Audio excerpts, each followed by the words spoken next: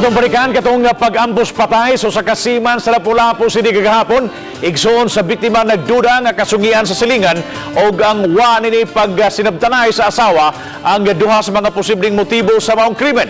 Si Luan Mirudina adunay follow-up or update live. May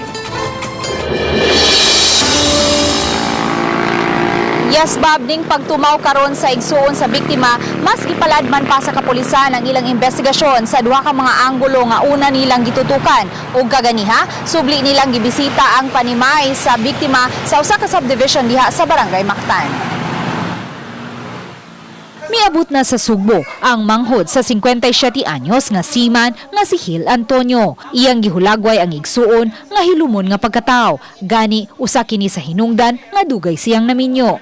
Apan matod sa igsuon sa biktima, may nakasungi nga silingan si Hil sa napalit niini nga panimay sa usa ka subdivision sa Barangay Mactan. Kini ang usa siyang gidudahan nga may gitaguan nga kasuko kang Hil.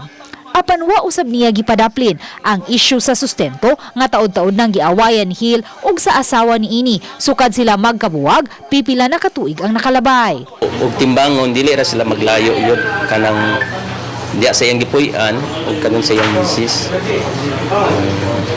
Ang kuan naman ginatuan sa iyang misis ang kwarta ra man sa ang giapas.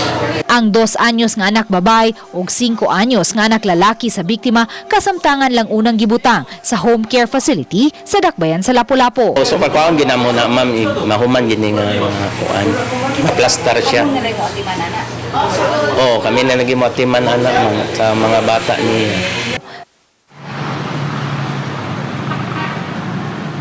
Bob, sa pakighinabi nato sa igsoon sa biktima, iyang gitugan nga bukas hinuon sila sa posibilidad nga itugyan ang mga bata ngadto sa inahan.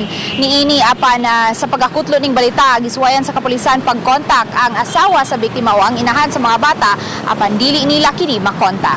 Og so far, Bob, mao ka na ang latest nga atong nahipos gikan dinhi sa gawas, Bob. thank you so much sa Luan Mirudina sa imong live report.